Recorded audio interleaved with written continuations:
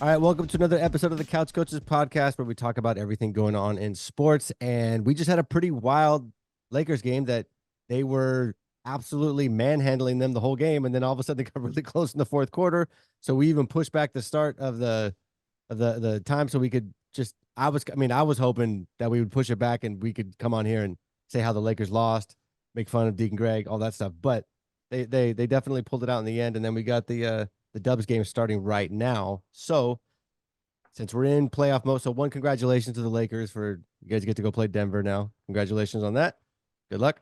But which leads me perfectly into the first topic of tonight. Like realistically, and I'm stressing the word realistically, is there anybody in either conference that's going to take out Denver or the Celtics? Deacon Greg, you got the hat on. You guys just got the victory.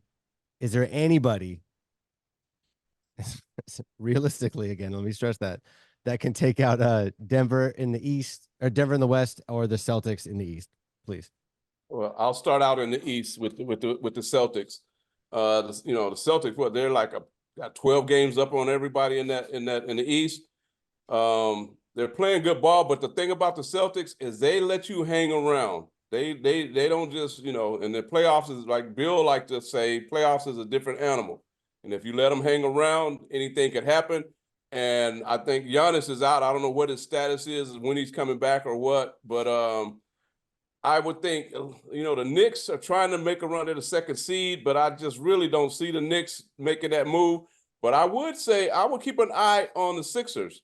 They just got Joel Embiid back, and his I can't think of his running mate. I can't think of his name right now, but he's playing ball also.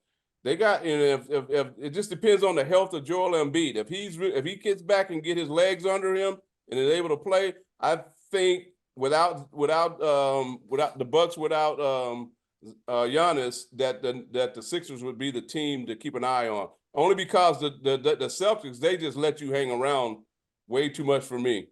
So you think it's more of the almost like a fault of the Celtics than there's another team that's like that really should be competing with them? Well, that's part of your makeup, though. I won't say it's a fault. That's just who you are. That's not a fault. That's just who you are. It's not a plus to let people hang around. And like I say, it's the playoffs now. So you can get away with a few of those games in the regular season, but in the playoffs, it's everything counts. All right, now let me guess who could take out Denver in the West. Can I guess? Okay, in the West, the Lakers. And you can't count out OKC because, everybody's dismissing them. They're young, blah, blah, blah. They got a number one seed for a reason. So you can't just totally dismiss them. But I'm going to say my Lakers. The Lakers over the last, 20 games, they're like, I think they're something like 14 and 6 or something like that. They've been on a pretty good roll. And they finally got I like the offensive set they're running. I'm watching their offensive set. They run that high screen. They come down and they run a high screen with the off ball, the post. They got some action going on offense. I used to hate their offense because all they did was just dribble the ball around and then somebody take a desperate shot. They actually run a set offense now in the half court. And we were talking earlier, the Joker's going to get his. The Joker's going to get his. But I think if LeBron can keep this youth movement that he's got going, if he can keep that and make Aaron Gordon pay and score, keep up, balance out that scoring, I think we could be pretty. I think I'm not taking nothing from my Lakers. Everything's on the table, and the Lakers are on a roll. You want LeBron to go against our San Jose representative in the NBA playoffs? That's my homeboy, but that's my team. My Lakers is my Lakers. Can't go against them. All right, hey, brother Bill, if you could start in the West, is there anybody that you see realistically, stressing the realistically part, can take out Denver? I would say, to quote Judge Haller from My Cousin Vinny, Deacon Hill, that was a well thought out and thoughtful and very lucid argument you gave for your Los Angeles Lakers. Denied. Ain't no way the Lakers are going to beat Denver in a series unless there's an injury, unless Jamal Murray forgets how to play, unless the Joker decides he's not going to be the focal point of the offense. As good as the Lakers are, it's matchups. And although last year it was close, the Lakers, I mean, there are a couple of games that could have gone either way. I'll give you that. But they say in order to be a champion, you got to beat a champion. And I just can't see how, unless LeBron goes for 50 a night, unless D'Angelo Russell all of a sudden starts getting 20 something a night. He got a few buckets tonight, but can he do that consistently in a series? What happened towards the end of the season, that doesn't matter anymore. And you even quoted me by saying what happens in regular season has no bearing on the playoff in a series when you're playing the same team game after game. I'll give the Lakers maybe 2 games, maybe it goes 6, but I just can't see it. I mean, Aaron Gordon isn't going to be the reason why Denver wins or loses that series. Jamal Murray is the heartbeat of that team. The Joker is the centerpiece. Jamal Murray makes that team go. He's the engine that makes that team go. I just can't. The reason I said Aaron Gordon because it's his defense. He can shut you down. And LeBron can't let him shut him down. LeBron got to go off. LeBron has to get at least 20, 25 points a night. And I can say our backcourt is playing a whole lot better. D'Angelo Russell and Austin Reeves are playing. So yeah, it's okay. Okay. All right. We'll see. Okay. All right. So, but do you see anybody that could take out? You're right. Let me answer a question. Yeah. So once the Lakers are out in 5 or 6 games, Denver is going to have the winner of the 4-5 matchup, and that's where it gets interesting between the Clippers and Dallas. And the Clippers with Kawhi Leonard, I would give a boxer's chance just because he's Kawhi versus a Denver Dallas team that's good for offense. But realistically, I can't see a team being able to hold Denver down in a series. I just can't see it. But Bill, can I ask you one quick question? Go ahead. You can ask. Do you know how many times did the Lakers beat the Clippers this year? And then you're gonna give them a boxer's chance. You won't even give my team a boxer's chance, but you're going to give them a boxer's chance. What happened last year? What happened last year in the series, Deacon Hill? Last year is last year. This team is gelled better. They're playing better. I don't see how you can't see that, but they're playing better than they were playing last year. And you won't even give us you gave the Clippers a boxing chance. I said I gave y'all 6. That's not a boxer's chance, though. You're not saying that we can win. You're giving the Clippers a chance to win. I didn't say y'all going to get swept like you did last year. Come on, man. I'm trying to give y'all some dap, and you're just throwing it back. Now, if y'all get swept, I'm gonna have my whisk broom. I'm gonna have my Hoover. I'm gonna have all my sweepers ready. If y'all get swept this year, I'm trying to give y'all a couple of games. You better just take the couple of games. If we get swept, I'll come on with a broom. If y'all get swept, what I want to see you on a Dubs hat. That's what I want to see. That will never happen. I like that better. There you go. Okay, come on. Put the money where your mouth is. Come on, man. If we get swept, I will come on with a broom. Like I'll be like Bo and I'll break it like that. on your head or your knee? On my head. Okay. Whichever one is harder. All right. Switching to the East. Is there anybody that can take out the Celtics? No, I can't see it because I don't think there's any team in the East that has the defense to guard the Celtics threes when they're at home. The Celtics are a very good home team. And even though they still lack that point guard in crunch time, I think the difference is just going to be the Celtics scoring when they get rolling. I mean, the Heat upset them last year, and I didn't see that coming. But there's not a team in the East that I can see. Philly, sure, with Embiid, but Philly, I don't know that they're strong enough defensively to be able to get one against the Celtics in Boston. You don't think there's going to be any surprise? I mean, last year the Heat went to they barely made it into the playoffs and they went all the way. You think there's going to be any surprises this year? Besides the Lakers, Heat or just from any of the teams, you mean? Okay. No, yeah, I can answer him again. I think they say defense wins championships, and the Celtics regular season, sure. Like I said, in a series, once they get to the second round, if they get to the conference finals, we'll just have to wait and see. But I think it's their conference, I think, to lose as opposed to someone being able to take it from them. Yeah, I almost wonder if they're going to get through too easily. That you have, if there's kind of a harder challenge, you're a little more tested going into the finals.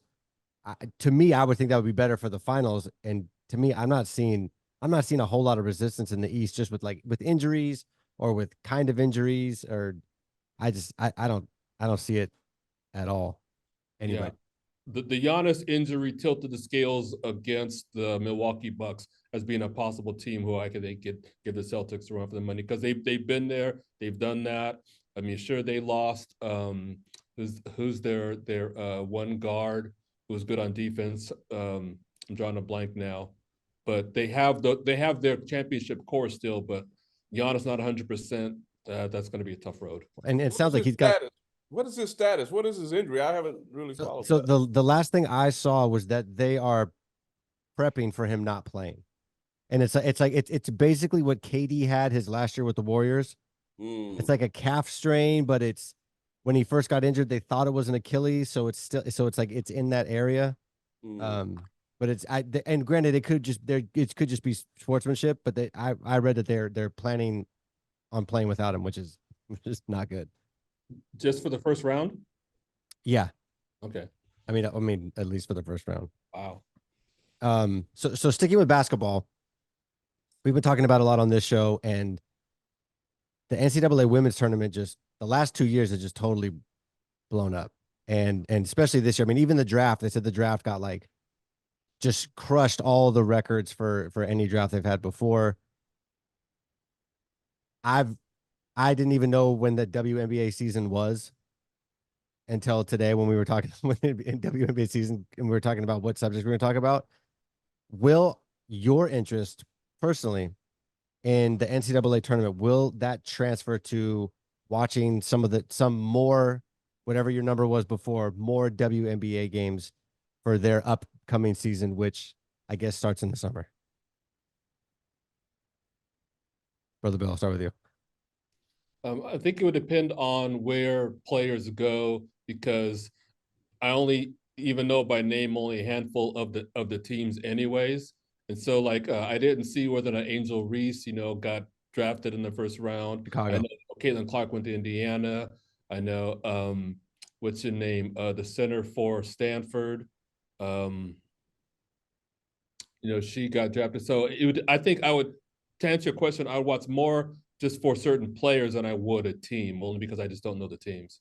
Yeah, and I guess Caitlin Clark. Cameron Brink was a person. Yeah, she. So I guess there's 40 games, and like 34 or 36 of Indiana's games because of Caitlin Clark are going to be televised. So she'll be easy to find for sure. Deacon Hill, how about you? My answer is similar to Brother Bill's. Angela Reese and Cardoza, they got drafted to the same team. Who was that? The Chicago. Who? Chicago. Yeah. So, and just like you're saying, I will follow those teams. I'll follow Chicago, and I'll follow the Sparks, LA Sparks. They're always a top team, and they picked up that other guard. So I'll follow them just to see what those stars do. And then as you're following those teams, if their league, piques your interest, if it's still good, then you start to follow it more. But just for the beginning, I will follow those just to see how those star players are playing, how their game translates over into the WNBA. But I thought that was huge that Cardoza and Reese got on the same team. That's a heck of a draft. Yeah, that's pretty cool. So how do teams not? How does that even? How? I mean, what are GMs for these teams doing to not pick out one of them and they're still on the board by the time Chicago picks again? Unless Chicago had picks like relatively close to each other or something. They did. I mean, they were both in the top 10. Yeah, they went. Where'd they go? I know Reese went 7. Did she go 4? Did Cardoza go 4? I think so. Yeah, 4 and 7 or something like that. They're going to be a nightmare in the paint.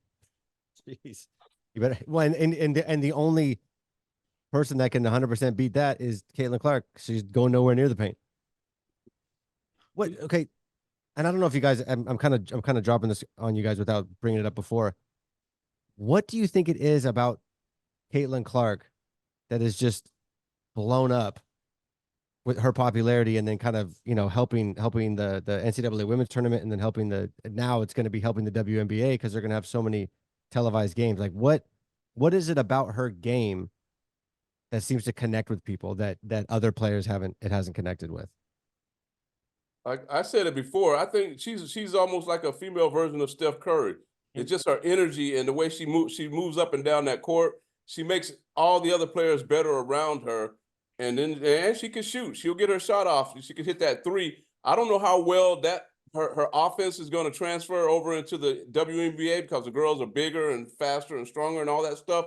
But she'll always have that energy, and she'll always be able to distribute the ball. I think and of course then I think her game will start to round out. But I think she ain't going to miss a beat as far as getting up and down the court and being able to distribute that ball. Brother Bill. Yeah, I think what raised the interest is, you're two-time player of the year. And like Deacon Greg said, when Steph Curry, what he did in the that tournament his last year at Davidson, I mean, that put him on the map leading into the NBA because he was an unknown. I mean, he went to Davidson, right? And then to get all the way to the Sweet 16 and just hitting lights out. I mean, that got him noticed, right? I mean, outside of Davidson. And then that translated to the Warriors once the Warriors got better, once they got players. And so I think with Caitlin Clark, similar story, right? A prolific three-point shooter, which was rarity in women's college basketball, right? You had players who could shoot threes, but not like she was. I mean, points leader and all of that. So all the statistically, yeah, she became a phenom. And so I think agree with Deacon Hill. We talked about this before. How that translate into a professional league with other professional players, veterans, different defensively. We'll see. I expect her to make Indiana better. The question is there going to be expectation about them being, a championship caliber team, within the next, X number of years? We'll see. Yeah. I feel like when I'm watching her play, and I was trying to, I'm trying to process, like, why do I care? I've never really, I'll watch, I'll get to like the Elite Eight or the Final Four. I'll watch the women's games pretty consistently every year. But like this show is like, I'm going to watch like the round of 32, watch the Caitlin Clark game. And it feels like when you're watching her play, because she plays outside, well, I mean, she's so prolific outside. It feels like it's more like watching what we watch when we watch like the NBA. It feels like when they go inside and like the chicks aren't like dunking and stuff it's a they move a little slower on the inside and the drives to the hoop are a little it's a little different than the men's game. But when I'm watching her play, it's like her shot, like you could throw Steph out there and it would look similar. That her record breaking shot looked like something that Steph does. He's way off the 3-point line and just launches it, and because he's on fire, it goes in and it looks very similar. And I think that helps where it's you're able to watch that, and it's very similar to what you watch when we watch like a Warriors game or something. And I think Deacon Hill, go ahead. I was gonna say her passing is amazing though. She's dropping dimes. Mm-hmm. My wife's like, "What is a dime?" I was like, I tried to explain to her what is dropping a dime, but she puts the ball on them.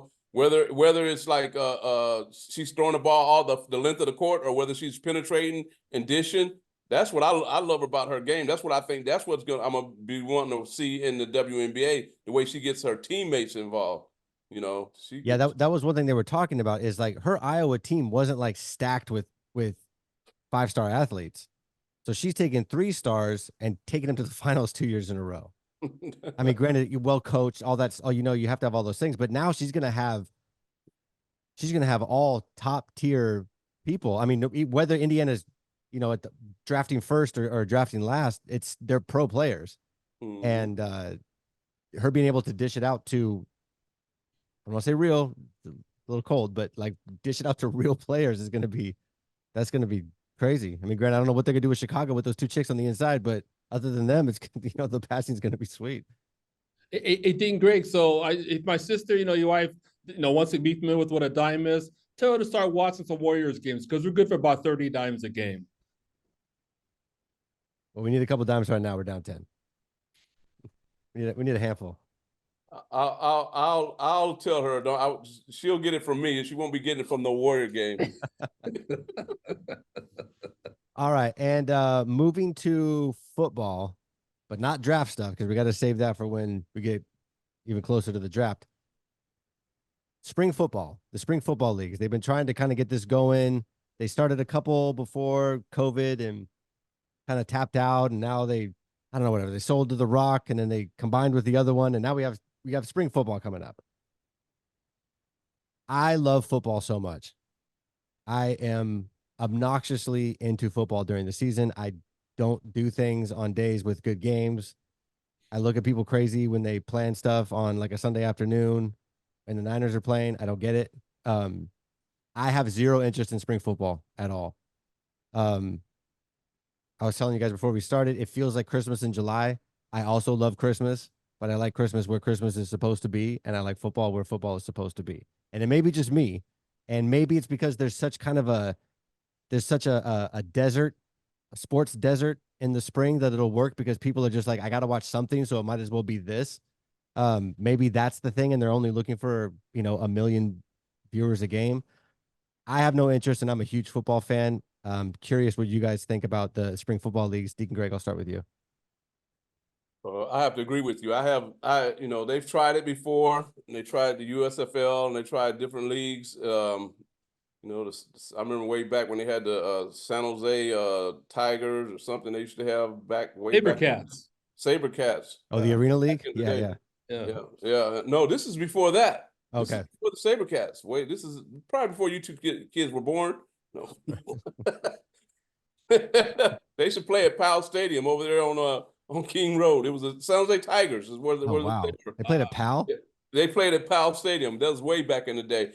Anyway, yeah, and none of that stuff ever worked. My thing is, and even the arena football and even Canadian football, I like to watch the best of the best. And I'm thinking if these guys are good, they would be in the NFL. So I don't want to be watching, I call it like semi-pro to me, and I'm not into semi-pro football. So no, I probably will not be watching. Brother Bill. Yeah, I agree with Deacon Greg. I mean, the three sports that I watch year round are football, basketball, and tennis.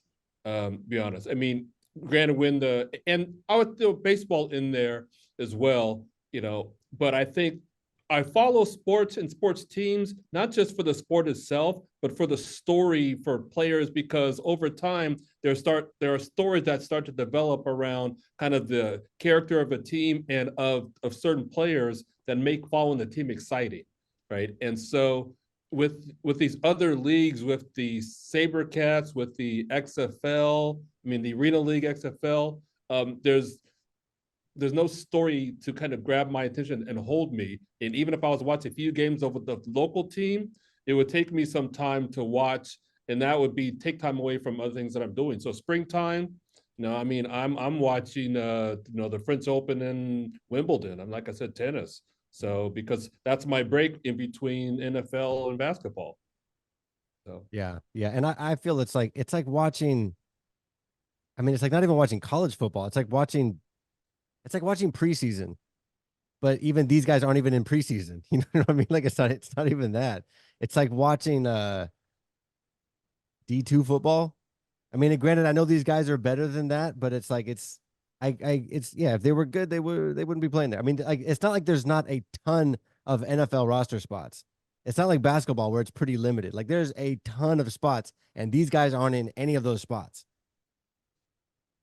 It's mediocre football. Yeah, it's not that they aren't talented or aren't competitive. It's just it's a brand of football that is second tier to NFL, right? NFL is a major football sport, and then you have something that's a second tier from that. So I don't know. It's like I said, I would have to intentionally watch, for a couple of seasons to get some interest, and then decide from there. Yeah, it's competitive. It's because both of their levels are low and it equals with each other. All right. Warriors down by 9 first quarter. Not a good first quarter. It's all right. We're waiting. The third quarter is our quarter. Don't worry. We got this. We're gonna go get OKC. Yeah, I'm a little worried. I'm not gonna. So all right. Since we're losing right now, we got about 9 minutes left. If we just get dropped tonight, do we break up the team?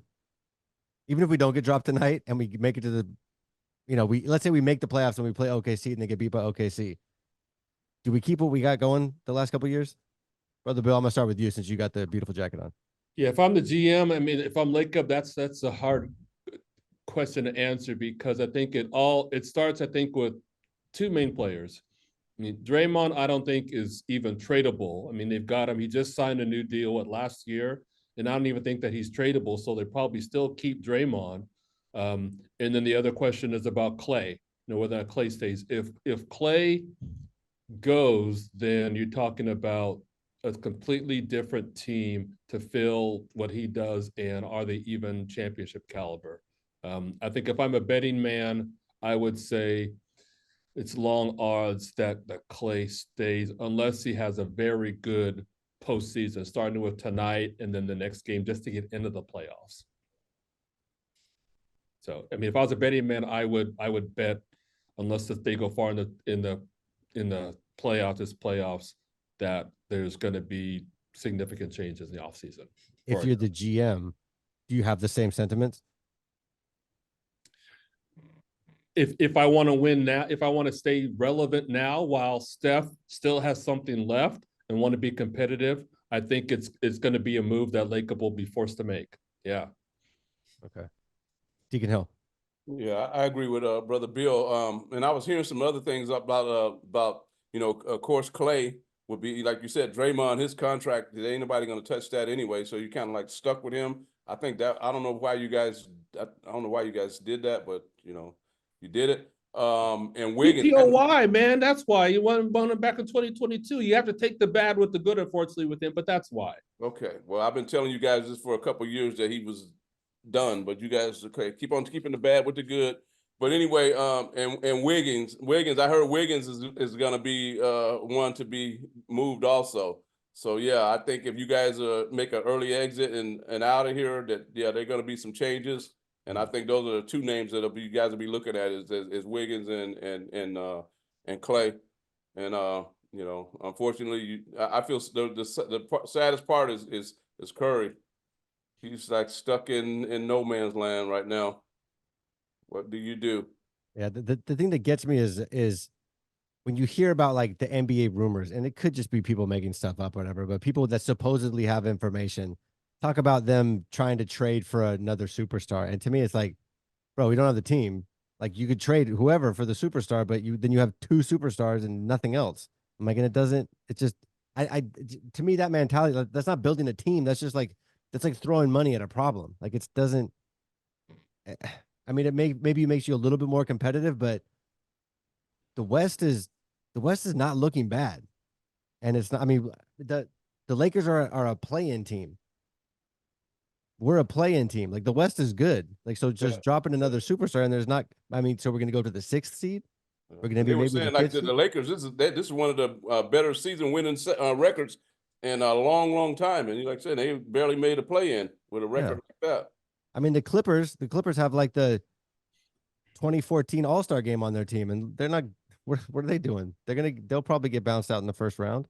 Yeah, and I think what made this season unique is you had so many relatively new teams who had success throughout the season, right? You had OKC, you had the Pelicans, you had Minnesota, three teams that have typically been towards the bottom half of the league year after year. And so by them playing so well, and the West became stacked. So even with, teams like the Lakers and the Warriors to have, in other seasons would be, a decent record, but because you've got all these other teams who are even better, that pushes them down to the 9 and 10 seed. Yeah, if it wasn't for the play-in, neither the Lakers or the Warriors would even make the playoffs. Yeah, I heard some commentary. They're like, man, they shouldn't even have the play-in because you have the whole season to get in. It's like, yeah, but if you didn't have the play-in, you'd be missing some pretty big superstars like right off the bat. NBA does not want that. Well, not even that. It's that the teams were folded in. They like the last 15 games of the season, everybody would just go home and pack it in. So now they got to play all the way down to the wire. Those like the last 5 or 6 teams got to play, or they're going home. Yeah, the play-in made the latter part of the season mean something. Where in years past, Deacon Hill is right. Depending on where you were, you could just Cancun was already on your mind with a few weeks left in the season.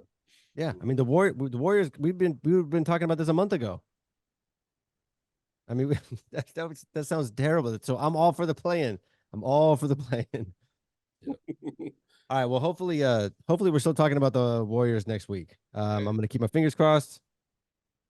Not a great start, but Joe, before we go, yes. I just want to take my hat off to Tiger Woods and the Masters. Everybody's been giving him a hard time. He finished dead last, 16 over.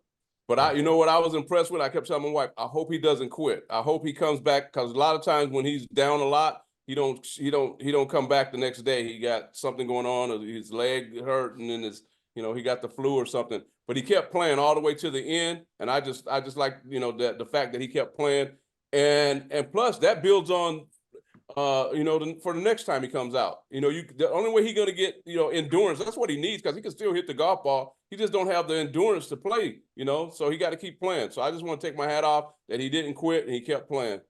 Yeah, that dude's body he's put that body through. I mean, before the car accident, I mean, his back was. I had I had a client that was a spine surgeon, and we did a couple of videos about talking about just the work he had done. It's considering golf is all is obviously like the whole movement's your spine. Man, that dude's been through a ton.